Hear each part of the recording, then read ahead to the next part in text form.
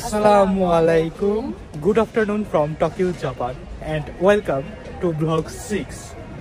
আমরা vlog 6 start করতে যাচ্ছি আমাদের টোকিও ট্রাভেল ব্লগকে নিয়ে। এই মুহূর্তে আমরা দাঁড়িয়ে আছি টোকিওর পার্শ্ববর্তী মাতসুদু স্টেশনে, যেখানে আমরা আমাদের হোটেলে স্টে করছি। এখান থেকে আমরা জাপানের সেই বিখ্যাত সাবওয়ে ট্রেন বা ওদের যে মেট্রো ট্রেন, সেই ট্রেনের মাধ্যমে আমরা চলে যাব প্রথমেই টোকিও স্টেশনে, এবং টোকিও স্টেশন থেকে আমরা আমাদের জার্নি শুরু করব। যদিও এখানে বিকাল 3টা বেজে গেছে, আসলে আমাদের ঘুম একদমই শেষ হয় না, যেহেতু টাইমের একটা বিগ ডিফারেন্স আছে। এখানে এখন বাজে 3টা, বাংলাদেশে বাজে হচ্ছে দুপুর 12টা, এবং পর্তুগালে মাত্র সকাল হচ্ছে ভোর 7টা বাজে। দ্যাটস ওয়াই আমরা সারা রাত জেগে থাকি আর সারাদিন ঘুমাই। যাই হোক, টোকিও এই মেগা সিটিটা দিন এবং রাত দুইটা টাইমে এক্সপ্লোর করার জন্য best. So time to visit the great Tokyo.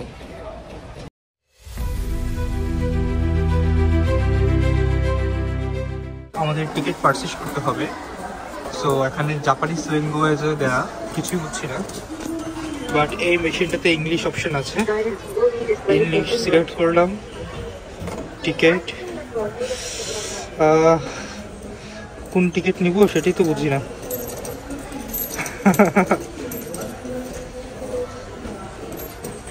Ticket হবে, আই ডোন্ট নো, আস্ক করতে হবে। আশা করছি যে এই মেশিনটা থেকে কেনা যাবে। এটা হচ্ছে জেএল, জাপান রেলওয়ের মেশিন। ওটা মুভি এক্সপ্রেস ট্রেনের মেশিন ছিল। পার্সেস টিকিট উইথ রুট সিলেক্টে যাই। আমরা মাতসুদুতে আছি, মাতসুদু থেকে টোকিও চলে এসেছে আজকে। এখন অ্যাডাল্ট হচ্ছে 2 অ্যাডাল্ট। সার্চ করে দেখি কোনো ডিরেক্ট ট্রেন আছে কিনা, যেটা আমরা প্রেফার করি।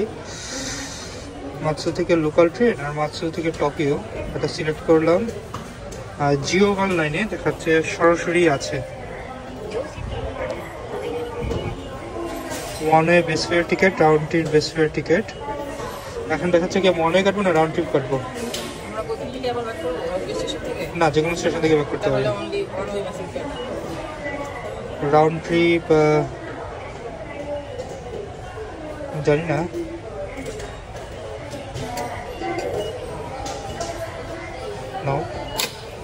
রাউন্ড ট্রিপে যাবো না।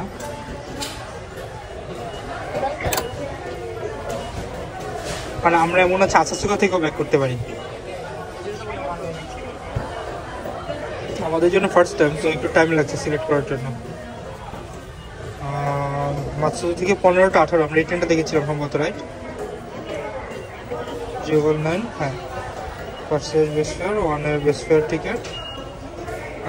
মাতসুদু থেকে টোকিও 120 yen। একটু ধরো তো ক্যামেরাটা কাটলি।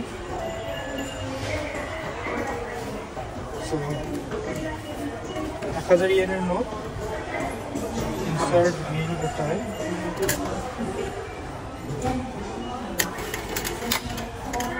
বিল ইনসার্ট করেছি। ওকে, 1000 দিয়েছি, 180 ফেরত হচ্ছে। সো টিকিটও বের হবে এখান দিয়ে। ওকে, দুটো টিকিট চলে এসেছে। চেঞ্জও চলে এসেছে। জাপানে আসবো বাট পয়সা হবে না, তা তো হয় না, অনেক পয়সা। হ্যাঁ, ও আরেকটা রিসিট, 3টা টিকিট না, আরেকটা রিসিট এখানে। সরি, এই হচ্ছে আমাদের জাপান রেলওয়ের টিকিট। ওকে, চলে এসেছি। এখন টিকিটটাও ফুটো হয়ে গেছে, আর আশা চলে এসেছে। আমাদের যেতে হবে প্ল্যাটফর্ম 1-এ। প্ল্যাটফর্ম 1, 2, সেখানে প্ল্যাটফর্ম 2 থেকে সম্ভবত আমাদের টোকিও ট্রেন ছেড়ে যাবে।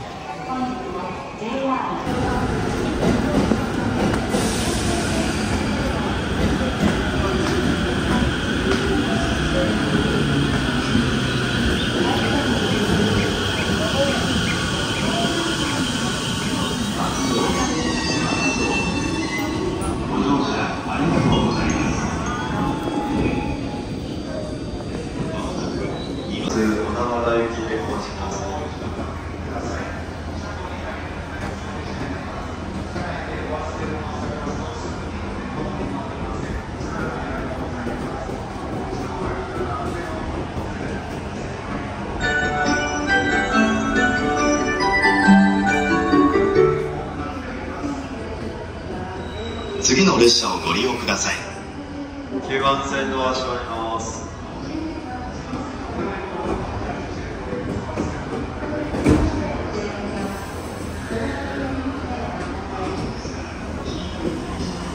ঠিক আছে, দেরিতে ঘুম থেকে ওঠার কারণে ব্রেকফাস্ট লাঞ্চ কিছুই করা হয়নি। ডিহাইড্রেশন কাজ করছে এখানেও, ঠান্ডার দেশে আসলে আমার বেশি কাজ করে। এটা হচ্ছে তাদের 100 ইয়েনের কয়েন, 10 ইয়েন 10 ইয়েন, সো 120 ইয়েন। ওদের যে ভ্যান্ডিং মেশিনটা তা সম্পূর্ণই ডিজিটাল ভ্যান্ডিং মেশিন। ইউরোপের অন্যান্য দেশেও আছে, বাট এখানে ডিফারেন্স হচ্ছে এটা হচ্ছে সম্পূর্ণ টাচ কাজ করে। আমি যদি এটা সিলেক্ট করতে চাই, সিলেক্ট করলাম, পয়সা দিতে বলছে,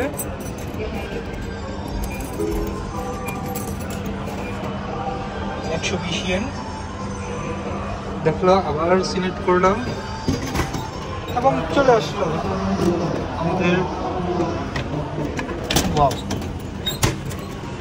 মিশন সাকসেসফুল।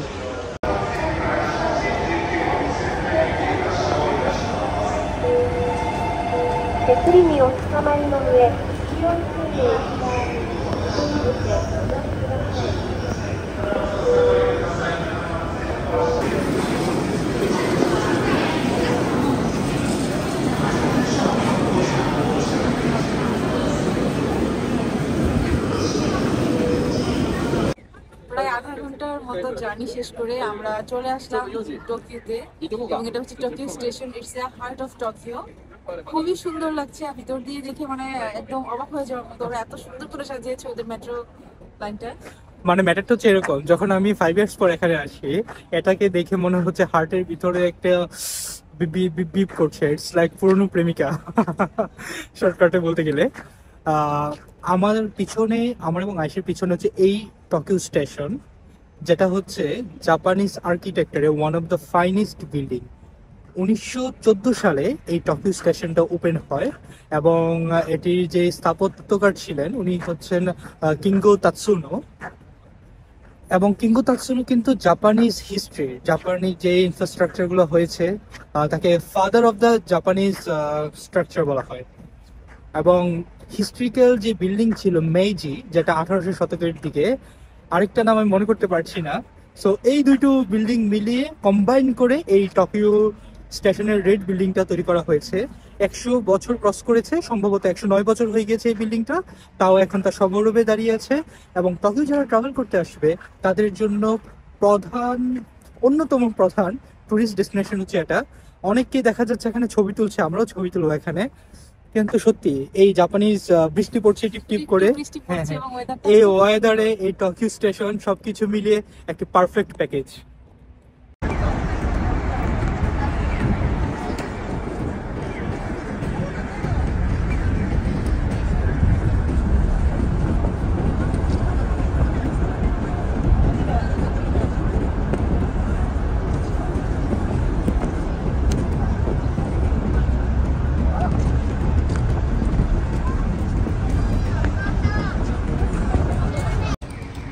টোকিও স্টেশনের পর আমরা আমাদের পরবর্তী গন্তব্য ইম্পিরিয়াল প্যালেসের দিকে এগিয়ে যাচ্ছি।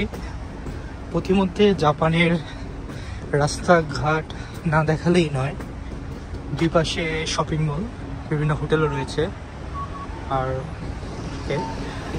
প্যাডেস্ট্রিয়ান ক্রসিংয়ের লাইট পড়ে গেছে, আমাদের যেতে হচ্ছে।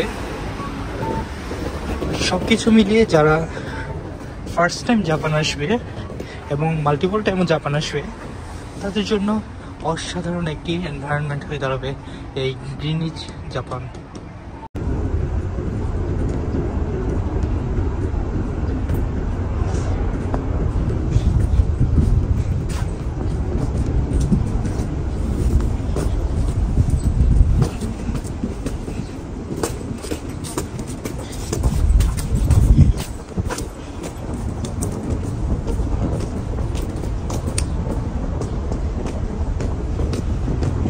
আমরা আমাদের সেকেন্ড টুরিস্ট ল্যান্ডমার্ক ইম্পিরিয়াল প্যালেসের সামনে চলে এসেছি। এই হচ্ছে ইম্পিরিয়াল প্যালেস। শুধু এতটুকুতে ইম্পিরিয়াল প্যালেস সীমাবদ্ধ না, এই জায়গা থেকে কয়েক কিলোমিটার বিস্তৃত রয়েছে ইম্পিরিয়াল প্যালেস। আর ইম্পিরিয়াল প্যালেসটি শুধুমাত্র যদি আমি বলি একটি ক্যাসেল বলে শেষ করা যাবে না।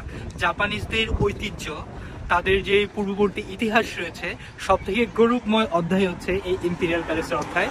এখানে জাপানিজ রাজারা বসবাস করত। তবে 1828 সালের দিকে কিছু জটিলতা হয়েছিল, এটা কোর্ট পর্যন্ত গিয়েছিল। দ্বিতীয় বিশ্বযুদ্ধের সময় খুব বাজেভাবে ক্ষতিগ্রস্ত হয়েছিল ইম্পিরিয়াল প্যালেস। বাট সবকিছুকে ওভারকাম করে জাপানিজ ইতিহাসকে তারা রিপ্রেজেন্ট করে ট্রেডিশনালি এখনো সগৌরবে দাঁড়িয়ে আছে ইম্পিরিয়াল প্যালেস।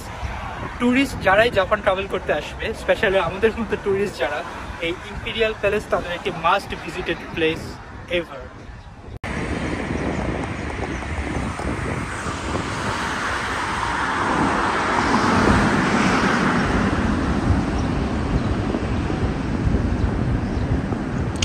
আচ্ছা আচ্ছা, আমার পিছনে আসো।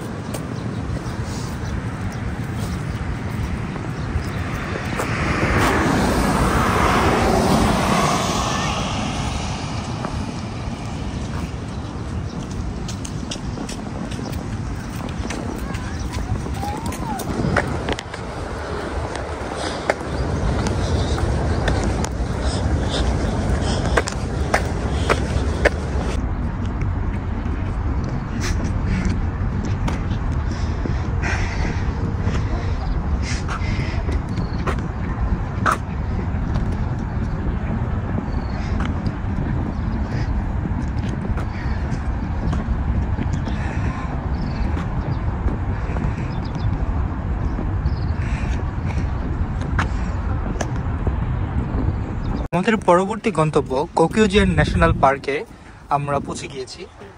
এই হচ্ছে পার্কের শুরু, যদি এটা ইম্পিরিয়াল প্যালেসের সাউথে অবস্থিত।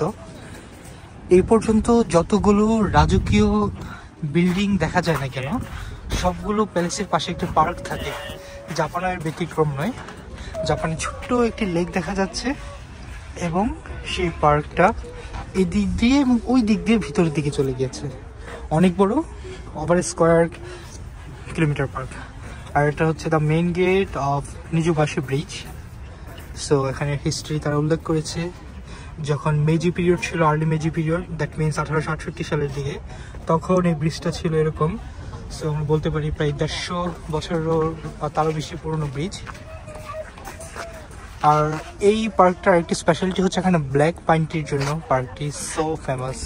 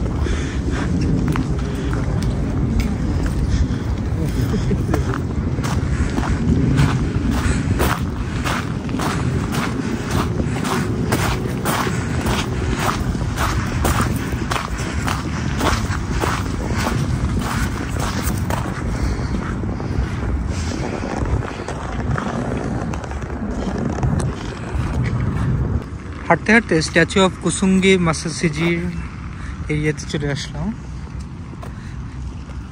এই চেরি ব্লসম যখন হয় তখন এই এরিয়াটি অনেক সুন্দর হয়ে যায়। স্প্রিং আসলেও কালার চেঞ্জ হয়। এক এক সিজনে জাপানে এক এক কালার হয়। এখানে তো মাত্র উইন্টার গেল, সো মাত্র নতুন করে পাতা উঠছে। আসলে এই জায়গায় বসে রিল্যাক্স করাটা অনেক শান্তির একটা জিনিস হবে, যা আমরা ফিল করতে পারছি।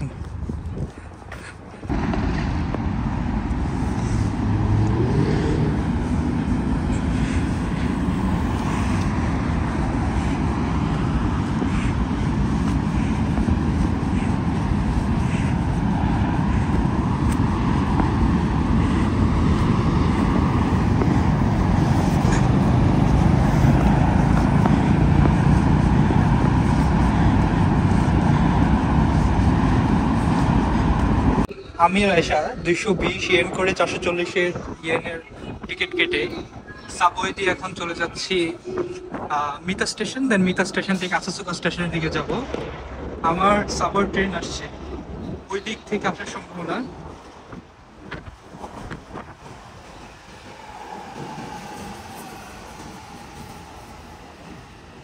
আমরা আছি এখানে গিয়ে মিতাতে কানেক্ট করে আসাসুকা লাইনের দিকে নিয়ে যাবো।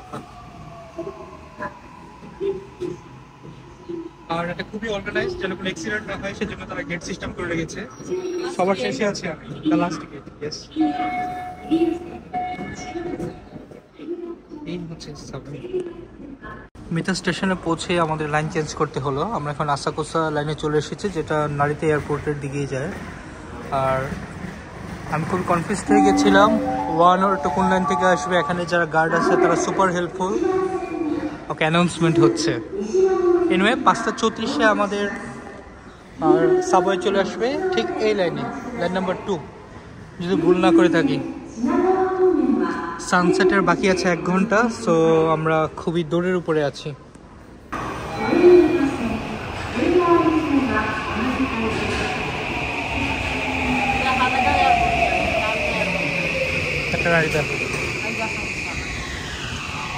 আশা করছি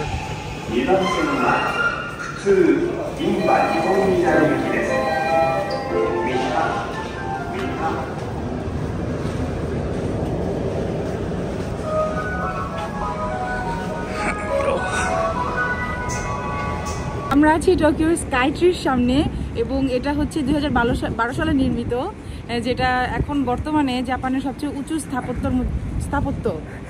অনেকে মনে করে থাকে যে স্কাইট্রি তো 12 সালে নির্মিত, দ্যাট মিনস এটা কিভাবে ট্যুরিস্ট অ্যাট্রাকশন হলো। এটার স্পেশালিটি হচ্ছে আশা যেমনটা বললো, এটি সব থেকে উঁচু তাদের স্থাপত্যশৈলী এখন পর্যন্ত। স্থাপত্য স্তম্ভ বলাটা আরও বেশি অ্যাপ্রোপ্রিয়েট হবে। আগে টোকিও টাওয়ার ছিল, বাট টোকিও টাওয়ারটাকে এই স্কাইট্রিটা ডোমিনেট করে ফেলেছে। জাপানের ট্যুরিজমের একটি সবথেকে পরিচিত, জনপ্রিয় এবং আকর্ষণীয় ট্যুরিস্ট ল্যান্ডমার্ক হচ্ছে এই স্কাইট্রি। আর স্কাইট্রি ভিতরে অনেক রেস্টুরেন্ট রয়েছে, আশেপাশে অনেক সুপার মার্কেট রয়েছে, এবং ভিতরে রেস্টুরেন্ট প্লাস শপিং মল অনেক কিছু রয়েছে। আর অনেক উপরে তাদের অবজারভেশন ডেক রয়েছে, যা অন্যান্য দেশের উঁচু ল্যান্ডমার্কগুলোতেও দেখা যায়। বাট সব কিছু মিলে আমরা একটু বাহির থেকে শ্যুট নেওয়ার চেষ্টা করেছি, যাতে করে পুরো স্কাইট্রিটা আসে।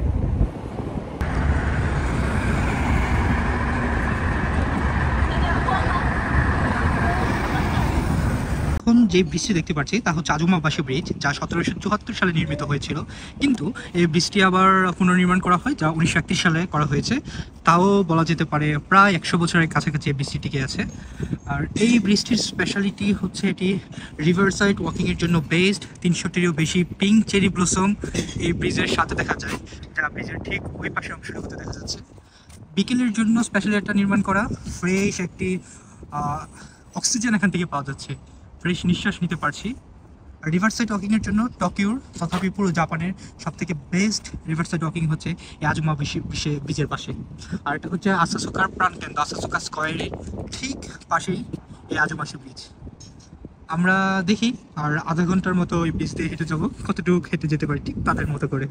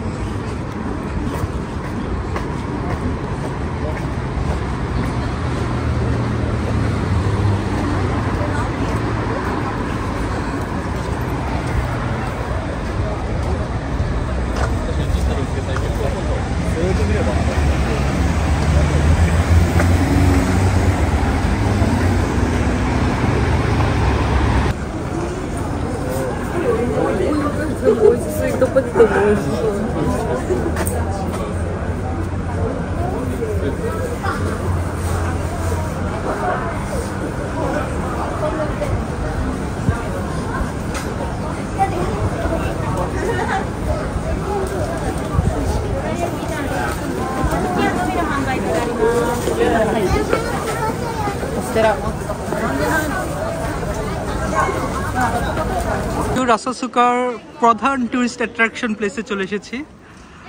আমার সামনে আছে কামিনারিমন গেট, এটাকে থান্ডার গেটও বলা হয়। অনেকেই জায়গাটা বিভিন্ন পিকচার কিংবা বিভিন্ন মুভিতে দেখে থাকবে। কামিনারিমন গেটের এন্ট্রেন্স। প্রথমেই এন্ট্রেন্স নেওয়ার সাথে সাথেই একটি ওদের জাপানিজ ট্র্যাডিশনাল শপ রয়েছে, যদি আজকে সানডে হওয়াতে অনেকগুলো শপ বন্ধ। এই শপটি হচ্ছে স্টারবাকসও আছে পাশে। এই যে শপটা আছে সেটা হচ্ছে নাকামিজ দরি স্ট্রিট। ওদের খুবই ট্রেডিশনাল এই স্ট্রিটটা, দুপাশে জাপানের ট্রেডিশনাল সব কিছুই পাওয়া যাবে। অনেক সুন্দর, হেঁটে যাওয়ার জন্য বেস্ট একটা প্লেস। রিল্যাক্সিং মিউজিক চলছে প্রায় প্রত্যেকটা শপেই। জাপানিজ জুতা, জাপানের ড্রেস, দুর্দান্ত।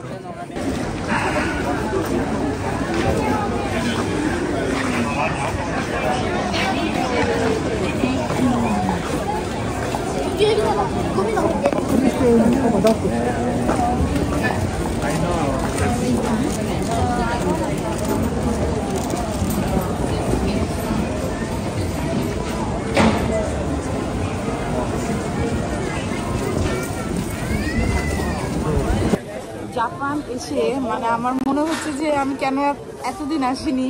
মানে এত সুন্দর লাগতেছে, ওদের সংস্কৃতি, ঐতিহ্য, ওদের খাবার, ওদের পোশাক খুবই সুন্দর। মানে কোনো কিছু দিয়েই এই জাপান জাতিটাকে মানে অন্য কোনো জাতি ওদেরকে পিছিয়ে ফেলাতে পারবে না।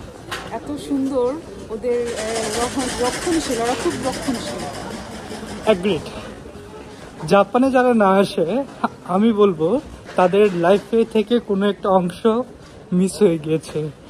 সো যারা বাংলাদেশে আছেন তারা হচ্ছে সবাই নিজেদের ভালোভাবে প্রিপেয়ার করুক জাপান ভিসার জন্য, যদি one of the hardest visa. আর যারা বাহিরে আছেন বা ফরেন পাসপোর্ট হোল্ডার তাদের তো কোনো কথাই নেই। Japan travel must visited place হচ্ছে জাপান। আর আমরা যেরকম এসে এত এনজয় করছি, অথবা অন্য যারা আসবেন তারা আরো বেশি করে এনজয় করতে পারবেন। আমাদের ভিডিও দেখে তারা এসে তারা আরো সুন্দর সুন্দর জায়গাগুলো এক্সপ্লোর করতে পারবেন আমাদের মতো। আমরা চেয়েছিলাম ব্লগ নাম্বার 7-এ জাপানকে রাখবো, বাট একটা প্লেস স্কিপ করে ব্লগ নাম্বার 6-এই আমরা রেখে দিয়েছি সেই টোকিওটাকে। ওকে, তাড়াতাড়ি আসো, সন্ধ্যা হয়ে যাচ্ছে।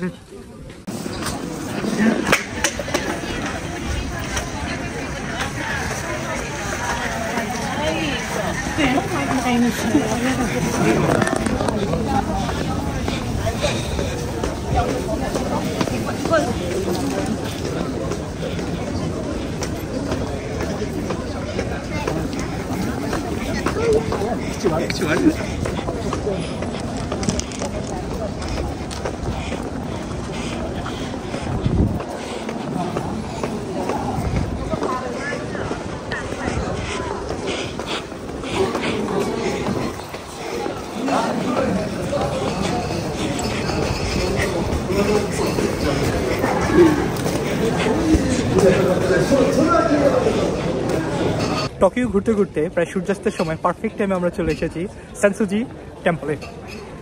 আমার এবং আয়েশার পিছনে এই যে টেম্পলটা, যখন জাপানকে কোনো জায়গায় দেখানো হয় যে এটা হচ্ছে জাপানকে পরিচয় করিয়ে দেওয়া হয়, তখন এই টেম্পলটা সবাই দেখতে পারবে। ছবি তোলার জন্য একটা মাস্ট ভিজিটেড প্লেস সবার আগে এই টেম্পলটা। আসাসুকা স্টেশন থেকে নেমে প্রায় মিনিট 10 হাঁটার পরেই এক্স্যাক্টলি এই প্লেসটাতে আসা যাবে। আর এই টেম্পলের সাথে অনেক খাবারের দোকান তো আছেই, তাদের রিচুয়াল কিছু সব আছে। এটা যেহেতু বৌদ্ধ ধর্মের টেম্পল, সেনসুজি টেম্পলের মেইন টেম্পলটা হচ্ছে পিছনে, এই পাশটাতে একটু গার্ডেন রয়েছে। আর সব থেকে ছবি তোলার জন্য জনপ্রিয়, বেস্ট, গ্ল্যামারাস, আর কি বলা যায়, সব থেকে সুন্দর হচ্ছে এই সেনসুজি টেম্পল। এটার হিস্ট্রিটা একটু বলে নিই। এই সেনসুজি টেম্পল 645 খ্রিস্টাব্দে, দ্যাট মিনস আজকে থেকে প্রায় 1500 বছরেরও আগে এটা স্থাপিত হয়েছিল বৌদ্ধদেবী কাননের প্রতি উৎসর্গ করে। এটা অনেকবার রিনোভেশন করা হয়েছে, তবে এটার মৌলিকত্বটা যে তাদের যে মেন স্ট্রাকচারটা সেটা ধরে রাখা হয়েছে। যারা টোকিও ট্রাভেল করে সেনসুজিতে আসেনি এরকম মানুষ সত্যি পাওয়া যাবে না, পাওয়া যাবে। মানে মনটাই ভালো হয়ে গেল সেনসুজি টেম্পলে আসার পরে। আসলে এই জায়গাটা হচ্ছে জাপানের সবচেয়ে গুরুত্বপূর্ণ জায়গা, যেটা ওরা বৌদ্ধ ধর্ম উপাসনা যারা করে তারা হচ্ছে এখানে এসে পুজো করে। আমরা যারা টুরিস্ট আমরা এটা শুধুমাত্র ট্যুরিজম ল্যান্ডমার্ক, এক্স্যাক্টলি। ধর্মীয়ভাবে আমরা ম্যাটারটা না নেই, যদি ট্যুরিজম ল্যান্ডমার্ক হিসেবে ধরা হয়, this is the best tourism landmark in all over Japan. যারা 30 মিলিয়নেরও বেশি মানুষ প্রত্যেক বছর আসে এই সেন্সুজি টেম্পলে।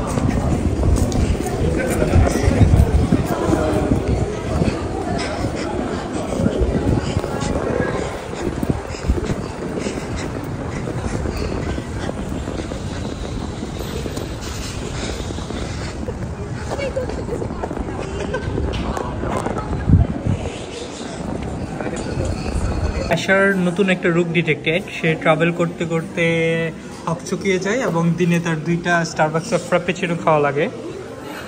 আশা ফ্র্যাপেচিনো ছাড়া চলবেই না, সো সে শুধু ওয়েট করতে থাকে কোথায় স্টারবাক্স।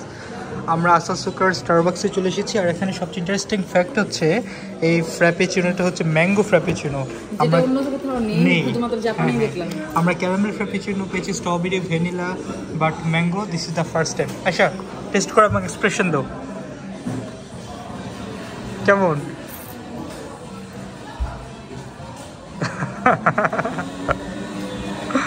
সেটার খবর, আসলে ম্যাঙ্গো ফ্র্যাপেচিনো ভালো লাগেনি, সো সে আবার অনেক পয়সা নিয়ে গিয়েছিল, এখানে পয়সারই খেলা সব, ক্যারামেল ফ্র্যাপেচিনো কিনতে, বাট আই ডোন্ট নো সে কেন কিনেনি। সে একটা পেস্ট্রি নিয়ে এসেছে, right? Cookie pastry, whatever it is.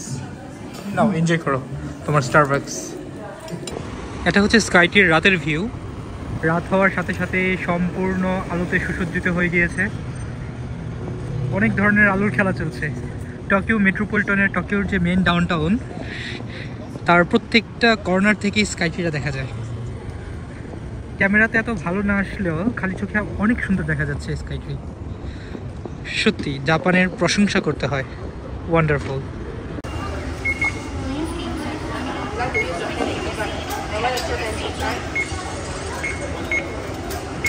Please insert money or a card. If you need a receipt, touch the receipt button. Thank you. Please not to forget to take your card.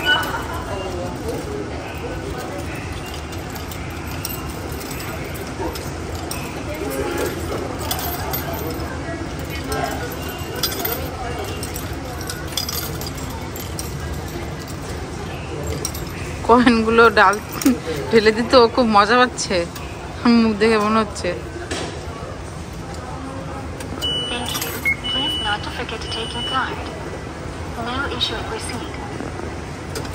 না শেষ card. এখন আমরা চলে যাবো আমাদের পরবর্তী ডেস্টিনেশনে।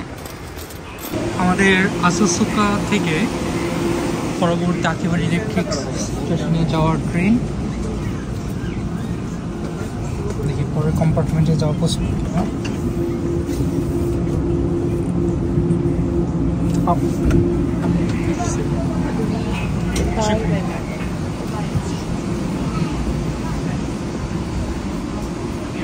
এই হচ্ছে জাপানিজ ট্রেন এবং আমাদের লাস্ট সাবওয়ে। অনেক ঘোরাঘুরির পর সব শেষে চলে আসলাম আমাদের আকিবারা ইলেকট্রিক টাউনে। আকিবারা ইলেকট্রিক টাউন হচ্ছে আমাদের এই ব্লগের সর্বশেষ টুরিস্ট ল্যান্ডমার্ক, ট্রাভেল ল্যান্ডমার্ক, আর সব থেকে ইন্টারেস্টিং একটা ল্যান্ডমার্ক।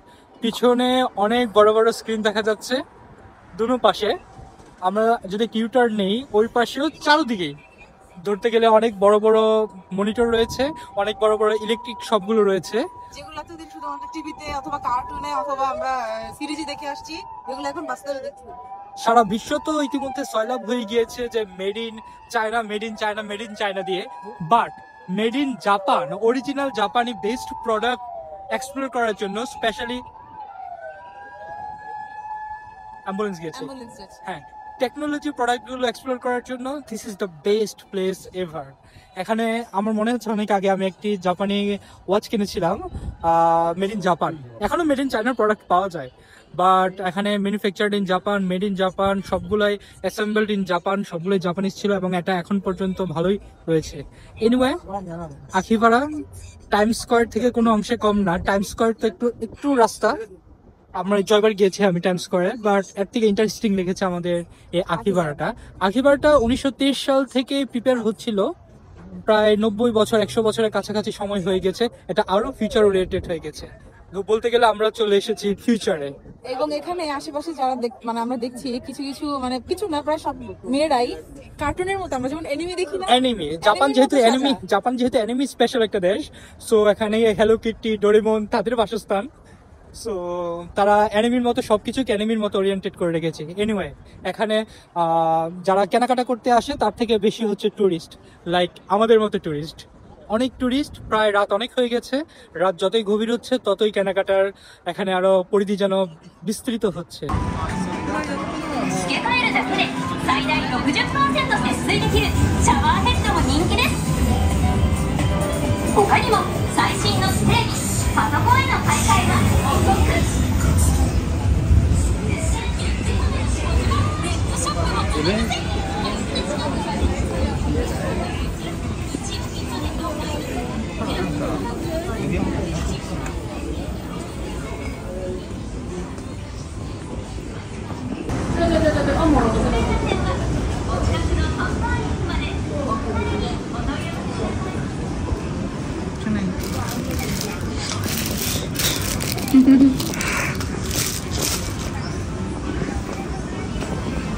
আয়েশা আবারও এখানে তার পিয়ানো পেয়ে গিয়েছে, আর আমি হচ্ছে আমার ফোনের জন্য চার্জারের এই অপশন কিনে নিচ্ছি, অ্যাডাপ্টারটা, কারণ আমার ওইটাও আছে বাট জাপানে রাউন্ড চলে না, এরকম লাগবে।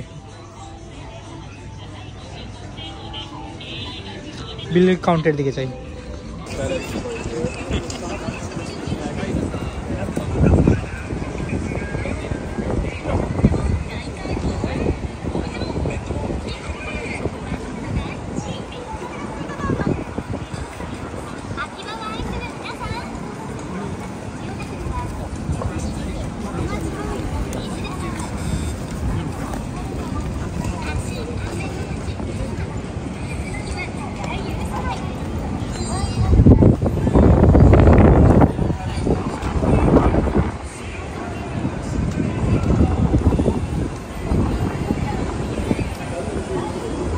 ফাইনালি ব্লগ নাম্বার 6-এরও আমরা শেষ পর্যায়ে চলে এসেছি।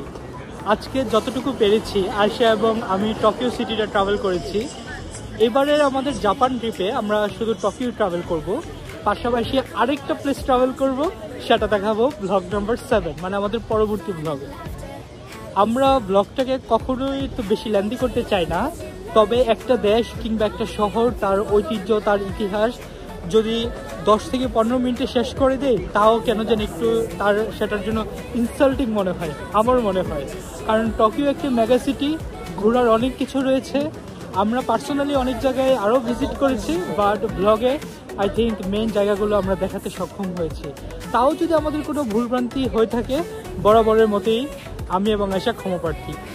এবং টোকিও হচ্ছে রিপিট করার মতো একটি সিটি, এবং আমরা অবশ্যই টোকিওতে আবার আসবো, কারণ টোকিওর কালচার, টোকিওর পরিবেশ, টোকিওর স্টাইল সব কিছু খুবই সুন্দর। মানে এক কথা বলতে গেলে এটার নেগেটিভ কোনো রিভিউ আমরা এখনো পাইনি, চোখে দেখিও নি। জাপানকে যদি কেউ বলে, মানে কোনো দেশের খারাপ মানুষকেও যদি জাপান পাঠিয়ে দেয়, আই ক্যান বেট সে ভালো হয়ে যাবে।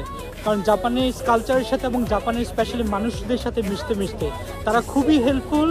আমাদের অনেক গুড মেমোরি হয়েছে, যা বলে বোঝানোর মতো না, এবং আমরা আবারও জাপান আসবো, তা আমরা ব্লগ 6-এই বলে দিচ্ছি।